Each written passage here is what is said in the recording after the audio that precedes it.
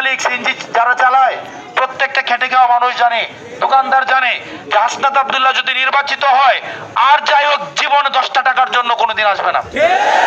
হয়তো অন্য পার্টি করে, অন্য পার্টির প্রোগ্রামে যাবে, অন্য পার্টির মার্কা নিয়ে মিছিল দিবে, কিন্তু গোপনে সে আমাকেই ভোট দেবে ইনশাআল্লাহ।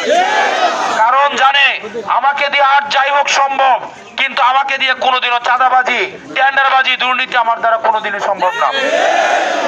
সেজন্য গত 1.5 বছরে আমি কিংবা আমার লোক বা 10 দলীয় ঐক্যবদ্ধ বাংলাদেশের কেউ আপনাদের কাছে একটা পয়সার জন্য কোনো দেয় নাই, কেউ চাঁদাবাজি করতে যায় নাই, কেউ বাজার দখল করতে যায় নাই, কেউ হাট দখল করতে যায় নাই, কেউ সিএনজি থেকে টাকা নেয় নাই।